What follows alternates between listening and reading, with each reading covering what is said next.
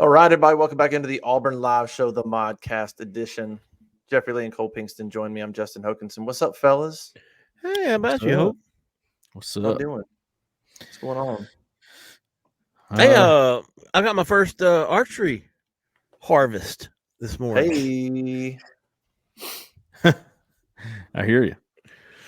So it's been a good day so far. nice. Are you deep in the woods of Crenshaw County? I'm in Minnesota? Highland Home now. Today I'm in Highland Home. Yep, I don't know. Crenshaw County, home of J.J. Falk and Keldrick Correct. Falk. The Flying Squadron. That's right. It It's an don't interesting matter. school. You're just driving down, and then all of a sudden, boom, Highland Home. Yeah, there's a fighter Airplane in jet. the front yard. Yeah. Yeah, it's a good place, man. A lot of memories there for me. All right, Hey, let's. what's what the you wanna line for the game? Oh yeah, hey, let me 12, get a 12 and a little. half. Let me get a little prize picks real Yeah, quick. let's do that, and then we'll talk Auburn Vandy. For all of you who have been living under a rock, man, Prize Picks, you want to go ahead and download that app if you haven't already. It is a fantastic way to enjoy the weekend, a little supplemental fun to your weekend. Go to Prize Picks and download the app and use our promo code War Eagle, all caps, one word, and they will match up to $100 to your first deposit. How does it work? You want to know? Well, I got it for you. You pick 2 to 6 players, and if they go more or less, they get a projection. You pick more or less than their projection, you can win up to 25 times your money on any entry. And in states like Alabama, you're going to be using combo squares. So it'll be Peyton Thorne and Bo Nix pass for more than 480 and a half or something. You pick more or less, and you win. So go give it a try, man. Prize Picks. Like I said, use that promo code War Eagle, all caps, one word, and they will match up to $100 deposit of your first deposit. Do we have any projections so far that I know the last few weeks we've been a little early? I'm trying to think. I haven't. Let me get back out of here. Zach's usually pretty good about saying yay or nay on these things. No projections that he can None yet. So, like I said, we've been recording Thursday, mid-morning, afternoon, early afternoon. So go check those projections out on Friday. I'm sure they'll be loaded. A lot of SEC flavor in there typically. And, of course, Saturday morning, they will have all the projections. And go check it out, man. Promo code War Eagle, all caps. I think we would have won last week. I think you had – what'd you have? Didn't you say Robbie Payton 2.5 or more touchdowns? Yep. Yeah, so Payton got 3. So, hypothetically, we won some money. Yeah, it's the best kind, isn't it? The best kind. Yeah, for sure. Yeah, prospects, good stuff. All right, Auburn Vandy, 12 and a half points. It opened up 13, so it really hadn't moved much. Interesting series historically. I saw somebody on the board was like, why has Auburn had such trouble there historically? Well, you got to break that apart. I was looking into the numbers this week, just kind of getting ready, and pretty much every win but 2 for Vanderbilt's before 1955. So it's one of those weird series where Vanderbilt was really good, 75 years ago, and Auburn's won 14 of the last 16. And so the series is 21-21. I think maybe 2 ties. But it's because Vanderbilt, is one of those programs that was really good a long time ago. And then, of course, divisions. And so that, Auburn hasn't played them a ton over the last 25 years. Vanderbilt's only 2 wins, by the way, since 1955 were against, arguably 2 of the worst teams in the history of Auburn football, 2008 and 2012. Auburn just happened to play Vanderbilt in those 2 seasons when Auburn was atrocious, and they got beaten both those games in Nashville. Of course, one of those was. That kind of validates your bad team, right? Like if you play Vandy and you lose, then you suck, right? Yeah. Name me an Auburn, like the worst Auburn teams of any decade, and if they didn't lose to Vandy, they're probably not on the list. It's a good barometer. Ole Miss was similar. Ole Miss is better, but like Ole Miss's handful of wins in Auburn were against, Auburn teams that were like rebuilding or something was going on, something was off. So they go up to Nashville. I think Auburn's last trip up there was, I don't have it in front of me now. Maybe Well, they Was went up it there in the 12. When did they go Okay. up there last? It's not when they lost when Chris Todd was quarterback. That would be 09. Yeah, that was 08. They lost there. 12, 08. they went up there with 12, they went up there and lost to. I think it might be 12 the last time they went up there. I just don't have Yeah. the I paper wonder in who front was of the me. coach in 2012. Was that Derek Mason? No, that was before Derek Mason, wasn't it? Rich Brooks. When was Franklin? When did he Oh leave? no, it might have been Franklin. I think it was Franklin. James He's probably Franklin. That's who I'm probably in the middle thinking of of. rebuilding. Derek Mason. James Franklin is who I'm thinking of. I think it was James Franklin because that was the years of Vanderbilt where you go, all right, well, they were actually decent then. So that they could beat you pretty regularly then. And obviously James Franklin's done an amazing job at Penn State. So he's pretty good. Yeah, crushed it there. I didn't. He's crushed it there for sure. Yeah, the last game in Nashville was 12. Auburn lost by 4. And then before that, it was 08. Auburn lost that game by 1. A lot of those games from 2012, I just can't even remember them. I can remember any Auburn game. I can remember any play from any Auburn game. For some reason that year, I got nothing on most of those games. Well, 12 was, 12 was, I mean, I think that's maybe the worst season in the history of Auburn football. I mean, they gave up 60-something to A&M at home. They gave up 45. They got shut out by Georgia and Bama to end the year like 90-0. I mean, it was beyond pathetic. I was trying to look at that 12 game. What happened? Oh, Clint Mosley, quarterback. They had Jordan Rogers that year, decent player. Zach Stacy, Jordan Matthews. Like they had some decent players. Those are all good players. They're all good in pros. Yeah. Yeah. All right. What do you guys think about this game? Obviously, Auburn's got a little momentum, a little positive momentum. Try to keep it going. Feels like Vanderbilt's been competitive. Zach Clint Mosley. Yeah, that was a rough year for quarterbacks. 11 and 12. Yeah. What do you think about this game going in to Vanderbilt? Get a little momentum against Mississippi State. Should play well at Vanderbilt. Vanderbilt has been competitive this year at times, but not last week. They got shellacked by Ole Miss, but they've shown the propensity to score a little bit. Like their offense isn't terrible. It's not great, but if you don't go in there and play well, they could score 17 or 20. But it should be a game where Auburn is focused and goes in there and wins. Is there any situation where Auburn loses this football game? Better not. There we go. Better not be. So, and listen, for me, a typical game at Vandy is nothing. It's like just tell me what the score is at the end. But this is a big game for me personally in my thoughts and opinions of Auburn on the road, of Peyton Thorne on the road. I'll be watching this game closely, not to see who wins. Auburn better win by 2 touchdowns or more. I think Vegas agrees with me. I want to see Chris Todd. I want to see Peyton Thorne.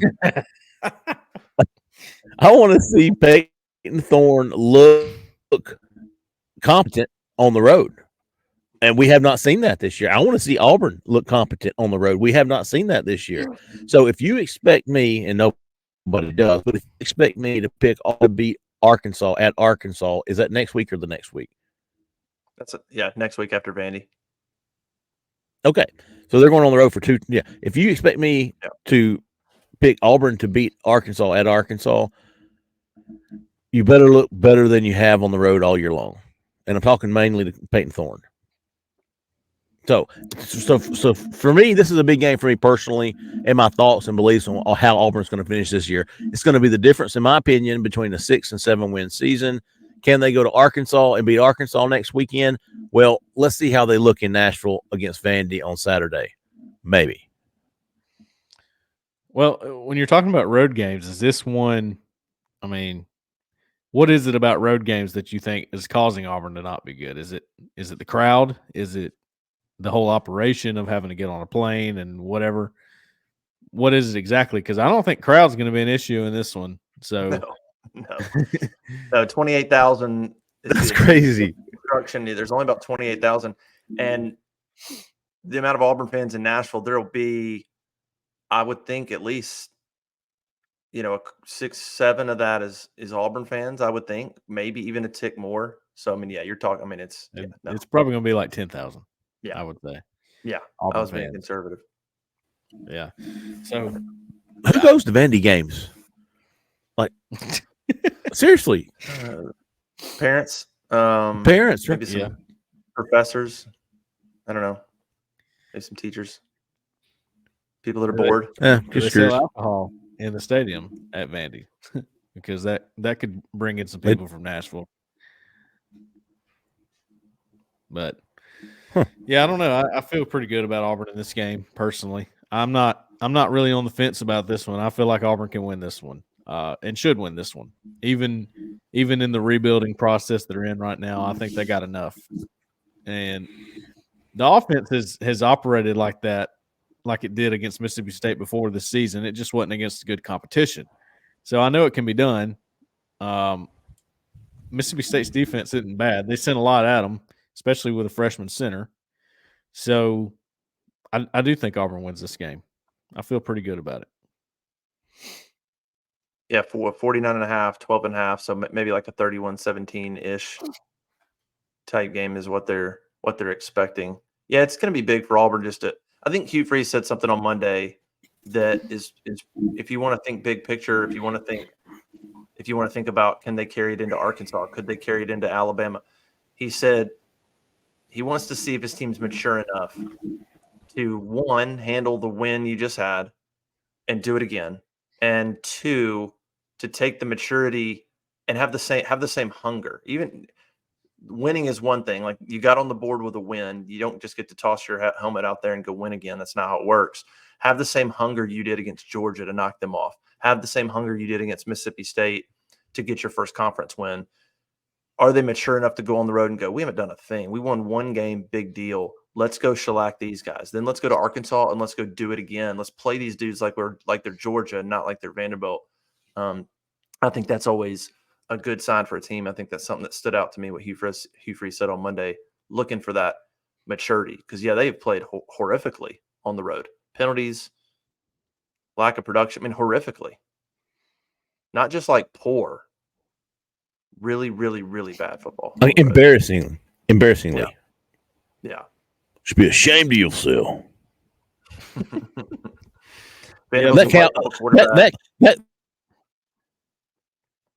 That Cal game was one of the worst games I've ever watched Auburn play. That includes 2008, and 2012. That was one of the, and I guess the defense was actually pretty decent that night, weren't they? Yeah. Mm-hmm. Offensively, that was one of the worst performances that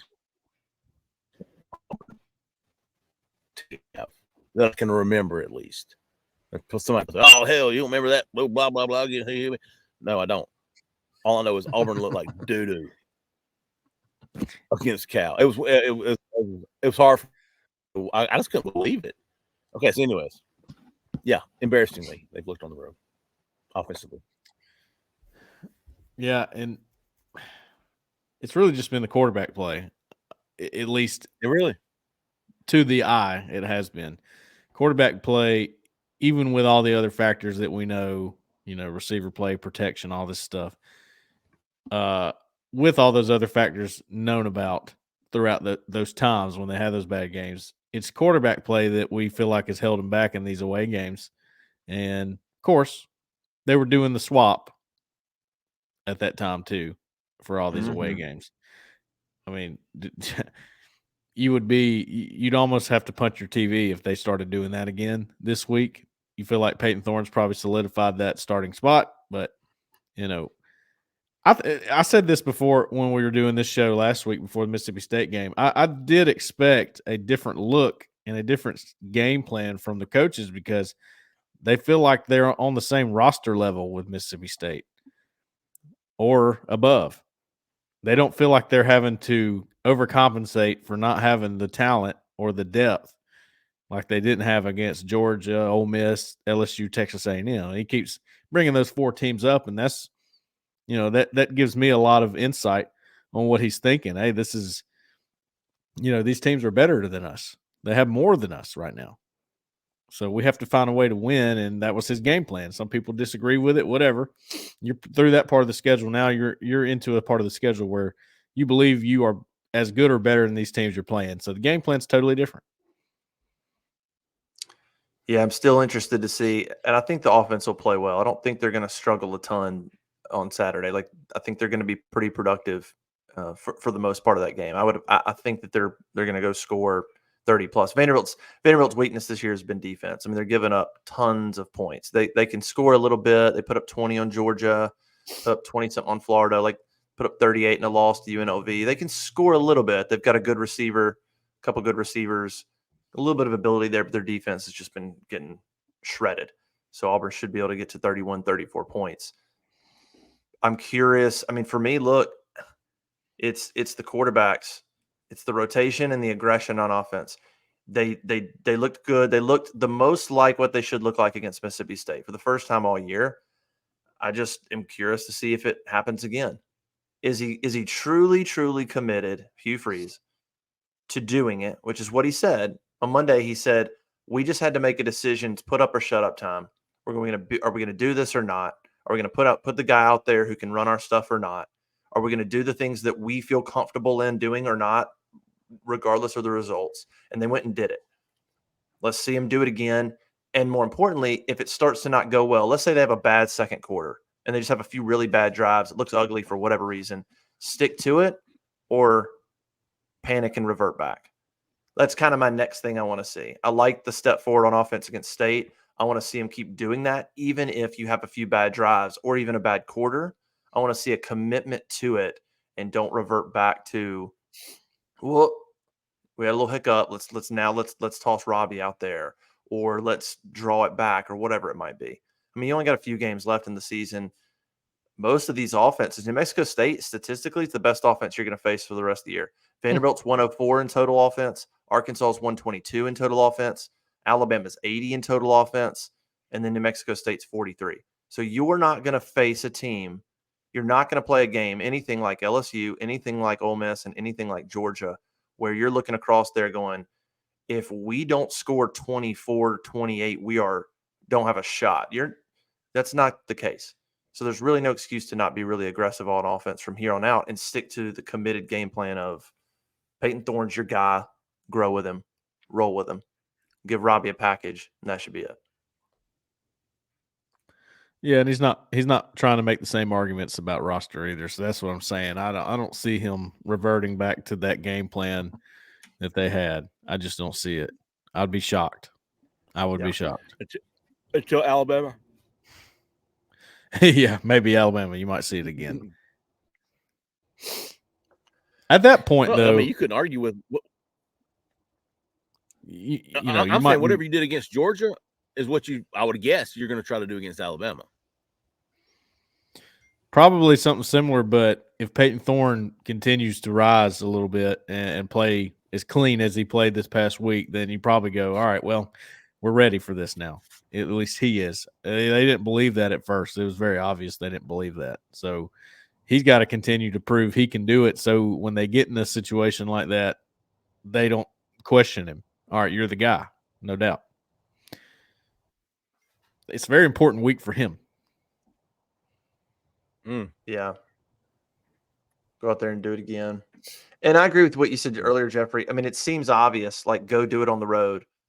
But just from a confidence standpoint, they should go do it on the road this week. Vanderbilt's obviously, this isn't some hostile environment, but just the confidence that you stepped away from Jordan Hare and you produced something would be awesome. Because Fayetteville, we'll see. I mean, Arkansas is struggling so bad. I'm not sure what that'll be. Their fans are decently engaged still. I saw the crowd last week. It wasn't bad. I mean, that's a long trip. It'll probably be cold. That'll be tough, but be nice to gain some confidence. Just stepped away from Jordan Hare, produced. I can do it. So that if Arkansas, and look, if they beat Vanderbilt, they're going to a bowl game. You want to win a bowl game. It'd be nice for those guys too. So you want to know that you can step away from home and do it. We've talked a lot about the offense this year, obviously, for all the struggles, but can we talk about the defense just a little bit, like a little bit more than we normally do, and just give some love to Ron Roberts and what that group is doing? I mean, they're a full touchdown better than last year, and they don't have Derek Hall, and they don't have Colby Wooden. And you could say they don't have Owen Papo was good last year.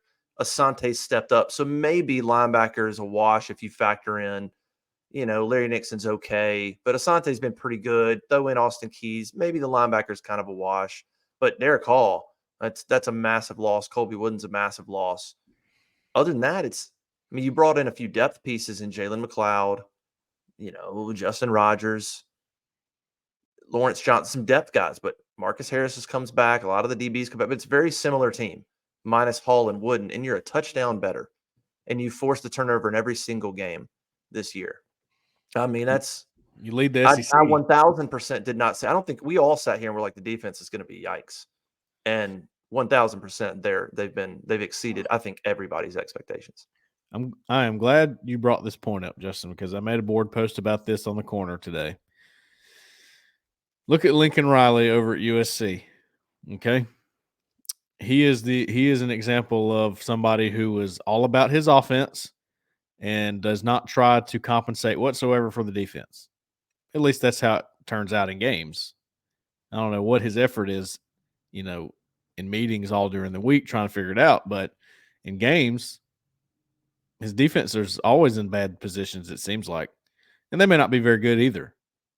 That's probably part of it. But my point is, you look at Hugh Freeze back at Ole Miss, you look at him at Liberty, his defenses are always good.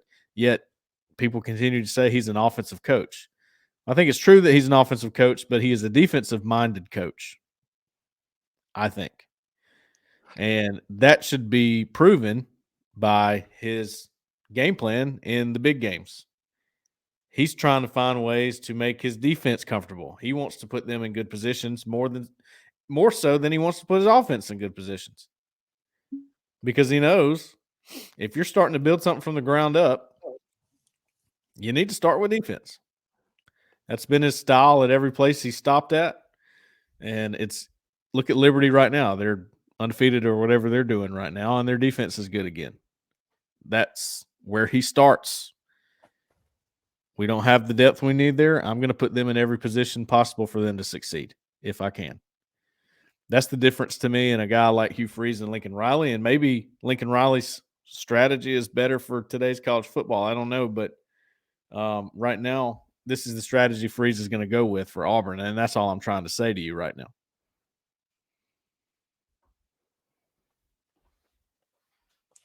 Yeah, I was looking at Freeze's 2014 team, his best team at Ole Miss. They were really good on defense that year. I just didn't see it coming. I mean, they're still giving up a little bit of rushing yards. I think we saw that coming. We knew there's depth issues on the defensive front. They're still giving up some stuff there, but they're doing really well against the pass. And here's the other thing: they're doing what they're doing, including forcing a turnover in every game so far this year. And I went back and looked all the way back to 2000 or 99. They've never forced a turnover in every single game, as far back as I could see, at least the last 25 years. They're on pace to do that. We'll see. They got 4 more games. I mean, you potentially could do that. There are a couple of seasons where they forced a turnover in every game but one. But forced a turnover in each of the first 18 games, obviously lead the league with 14 turnovers. But you also take into account they're doing all this without a pass rush. They are 10th in the league in sacks. They have 16 sacks. It's actually better than LSU. It's wild to see LSU and Florida at the bottom in sacks and not being able to get sacks on the quarterback. But Auburn's 10th in the league in sacks. And if you look at, let's see what Auburn is in tackles for loss, 10th in the league in tackles for loss. So they're doing this in terms of scoring. They're only giving up 22 points a game, and they're not stacking the quarterback at a high rate.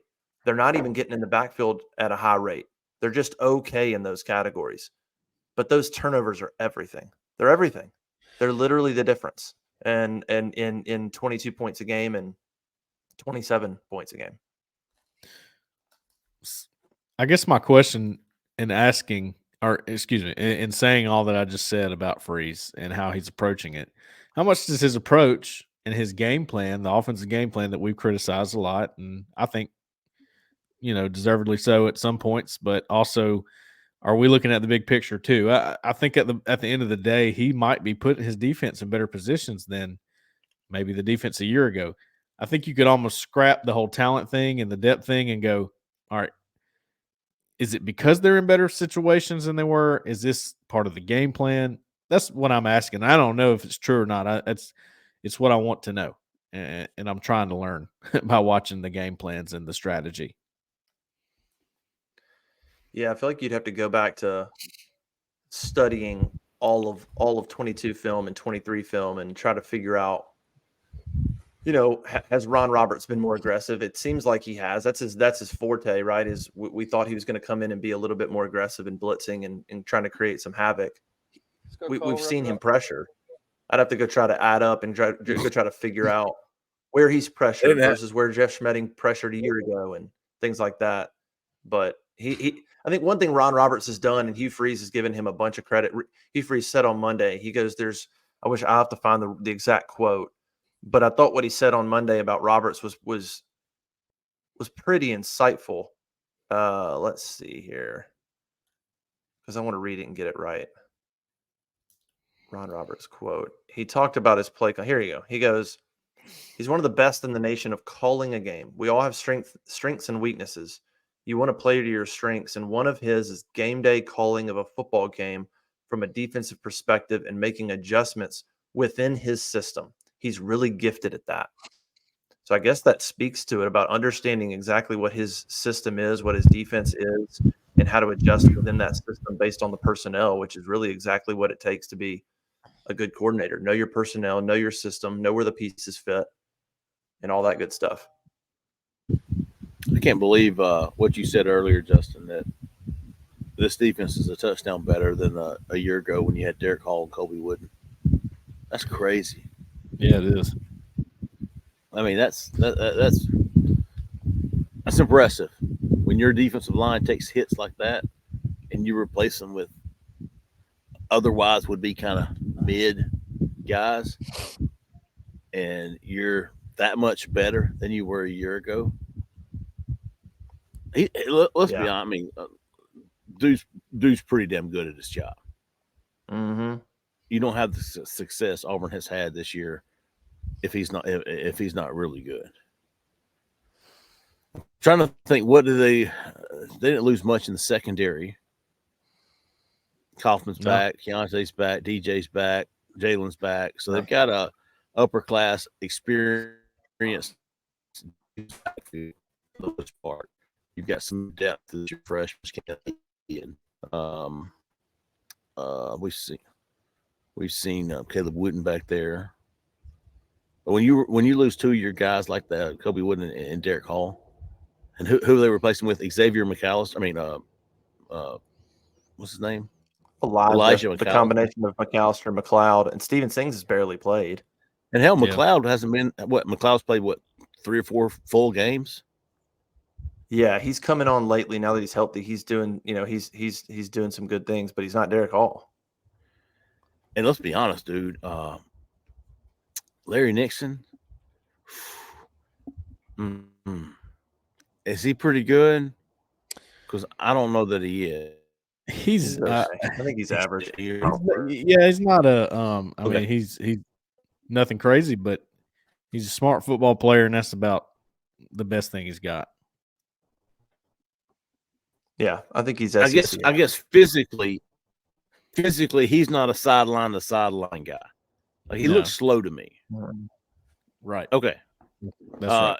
So what is it? Okay. I thought you were saying no, you're wrong, but you're saying no, he's not that sideline to sideline Owen Papo, right? Eugene Asante type guy. He's more of a plugger. Right. Okay. Yeah, Sante's your sideline to sideline guy. He's the one that you can spy on quarterbacks and put him in coverage. Yeah. And then Nixon's your box linebacker, but it's hard to just be a box linebacker in today's football because you're going to have to match up with the running back at some point and, chase him down. And that's where you get into trouble. But Cam Riley's come on a little bit, and I wanted to mention him because I have been real critical of Cam Riley as a box linebacker. But I think once again, Ron Roberts knowing his personnel, Josh Aldridge knowing the personnel. They've got him in the right spot. He's playing out in space.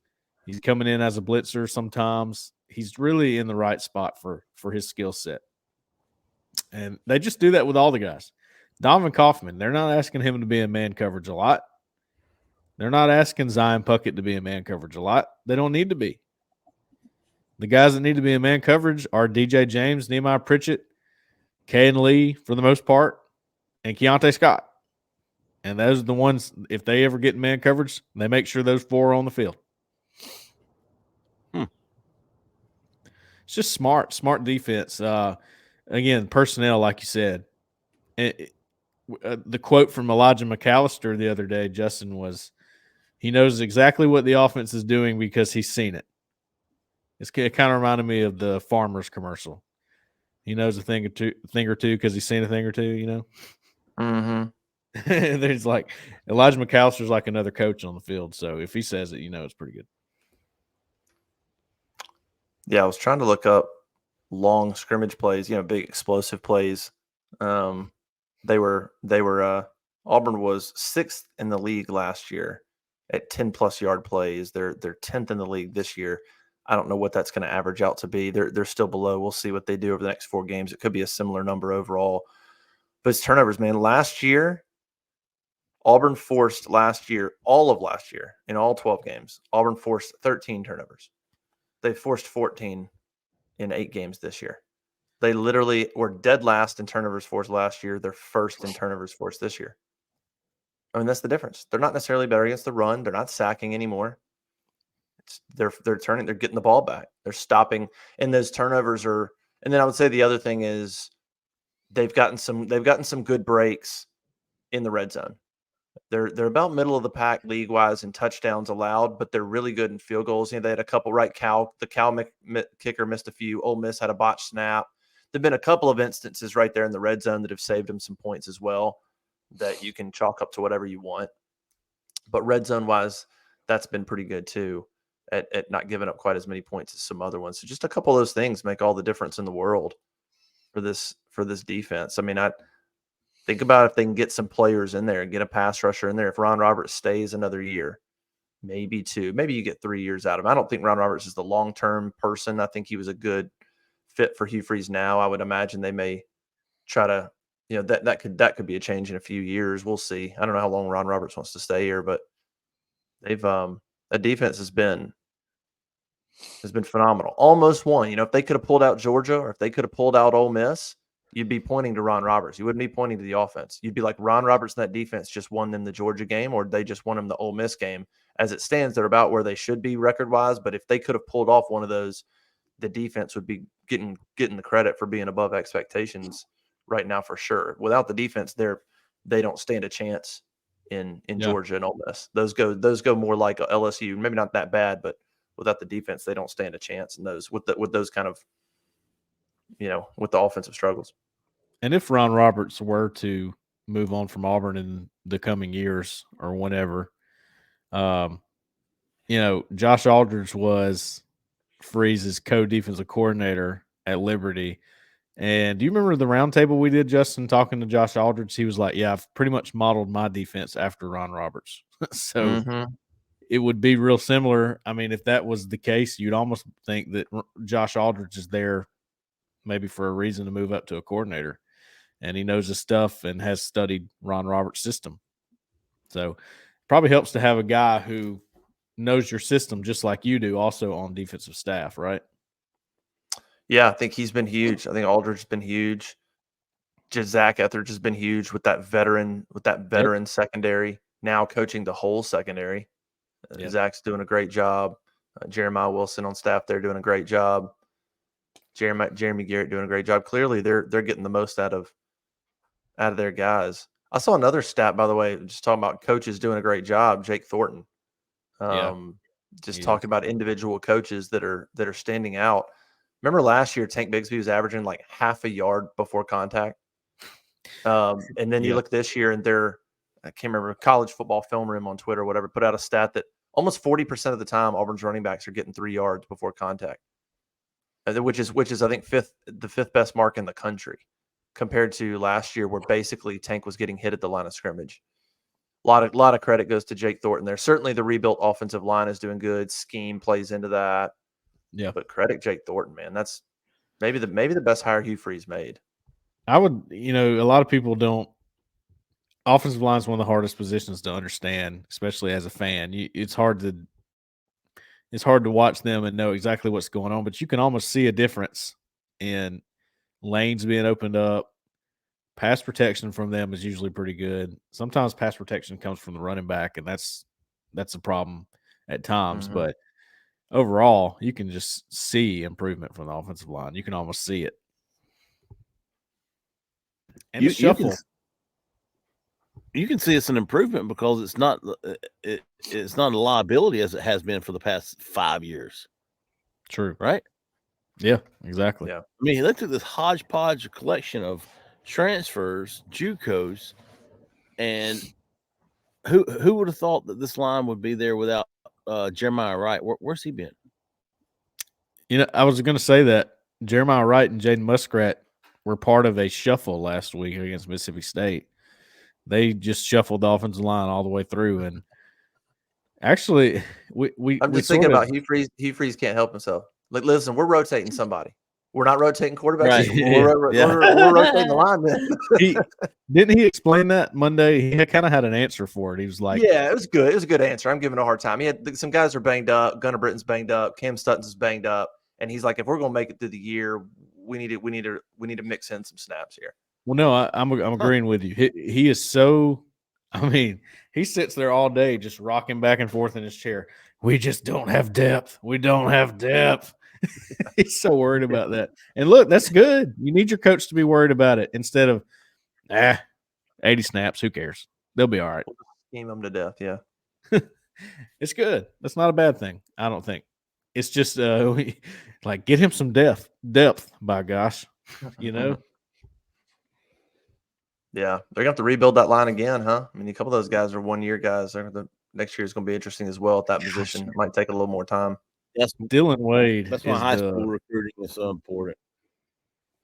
Dylan Wade's the key piece, in my opinion. If you can find a way to get him to come back another year, you're in business. Then you can work with that. Yeah, Dylan had a couple. He probably had his worst game at Mississippi State. I think he's been good, been aggressive. Fine. No, it was so yeah. Go ahead, Cole. It was in the fourth quarter. They were backed up inside their own 5 or whatever.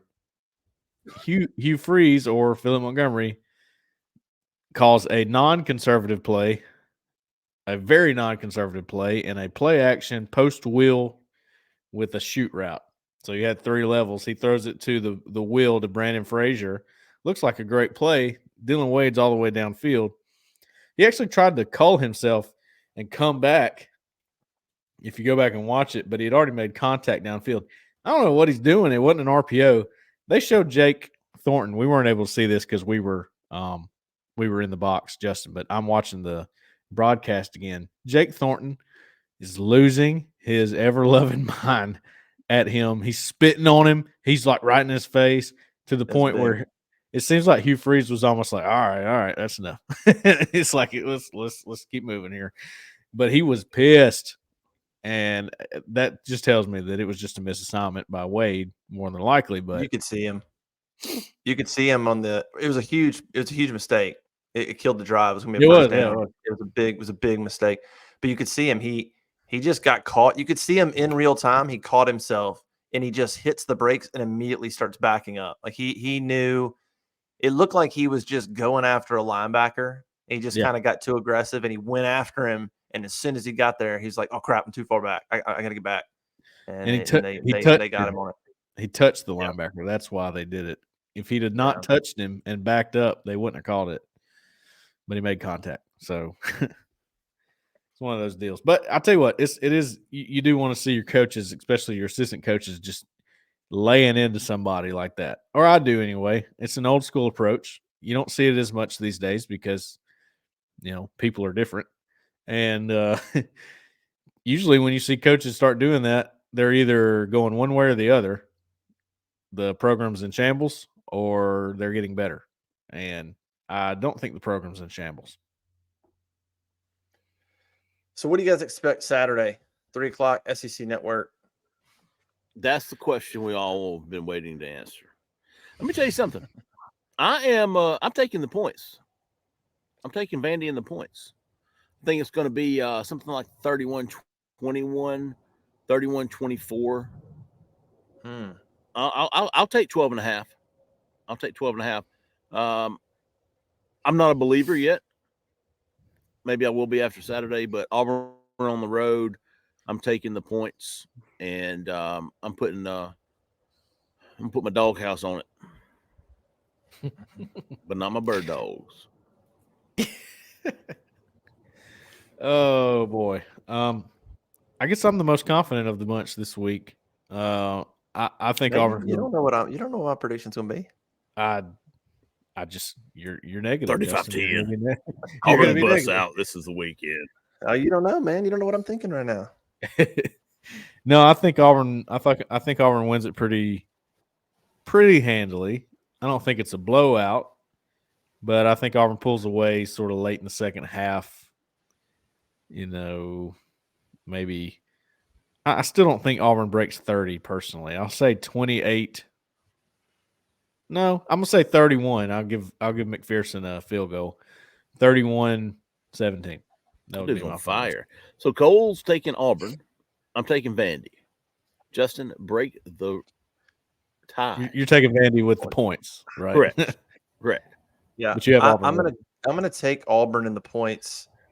Oh, I'm thinking I want to take Auburn to blitz them, but I have the reservation because of Auburn and how they've played on the road. And I know I get it. Vandy, 28,000 fans. I get it. It's still away from Jordan Hare, and they just haven't done it. And that's my reservation from going out there. And it could be a mental block. They could go out there and have a bad drive and go, here we go again. And mentally it could be an issue. I just don't know. That's my reservation. But I really want Auburn. I really want to pick Auburn to carry some momentum against the Vanderbilt team that is going to play two quarterbacks. It's coming off a beat down in Oxford. And I mean, you really could catch them. And, but I think what did Georgia win? 35-20 or something like that there, 38-20, maybe something like that in Nashville. Yeah. So I don't know. I would probably say maybe Auburn 31, Vanderbilt 17. I think, is that what you said, Cole? Yeah. Did you say 31-17? I kind of like that. I mean, barely over 30. Don't know that Vanderbilt gets to 20 if Auburn plays well, tackles well, force a turnover or two against Vanderbilt. But yeah, my reservation is just how it starts. If they can get off to a pretty good start in the first quarter, then I think they'll feel great. Get over the mental hurdle of on the road. If they come out and just shoot themselves in the foot a couple times early in the first quarter, then it could be this thing could linger. Yeah. So I don't know how it's gonna. I don't know how it's gonna turn out, but I like the 31-17 score. So we'll see. But I could see Vandy covering potentially if Auburn comes out and shoots themselves in the foot. I could see my lock in the week. Oh, by the way, I think all three of us, which means take Auburn. Trust me. I think all three of us had 20s to teens last weekend. And we nailed that. 27-13. I'm pretty much off on everybody had. Yeah, I think I said 20. I think it was 27-17 was mine. I'm basically like on 1 week off. Like I had a really good beat on. I did not have a good beat on A&M. I thought they were going to be competitive. I had a great beat on Georgia. I had a terrible beat on LSU. I had a pretty good beat on Mississippi State. So maybe that means I'm going to be way off on this game. I don't know. Yeah, I pick Auburn pretty handily like that just because I now that I've seen them do it, I feel confident that the coaching staff is going to be confident in their play calling as opposed to not being confident in their play calling and game planning. They feel better in these games. What time's kickoff? It'll be a big one. 3 o'clock, 3 p.m. SEC Network. Okay. Same thing the next weekend. Arkansas is going to be 3 p.m. as well, but a couple of back-to-back 3 p.m. kickoffs on SEC Network next 2 weeks. All right. Sounds good. I like it. Yep, should be an interesting game. Let's see if Auburn can get a little momentum, make it 2 in a row, go to Fayetteville, try to build this thing. And look, they win it, they're bowl eligible. That's a big deal. It's a big deal for the first team, for Hugh Freeze. It's a big deal for the seniors. Seniors always get overlooked in a rebuild. It's all about the future, and it would be cool for these guys that are not going to be a part of what Freeze builds to get a bowl game. That would be an awesome thing for some of these guys. So that'd be big. Get that bowl win, get that stress off you, and then try to go tack on another win or two before the season's done. All right, fellas, let's get out of here. Let Jeffrey go hunt. I'm going to go travel. I'm about to hit the road, go up to Nashville, cover this thing. AuburnLive.com, have coverage of the game and all that good stuff as well. Basketball getting going. We'll start talking about that later on as it gets rolling as well. Subscribe to the YouTube channel. Turn on notifications. That really helps us. And go be a part of the AuburnLive.com community as we are growing. All right, appreciate everybody joining us. For Cole, Jeffrey, I'm Justin. We'll see you next time.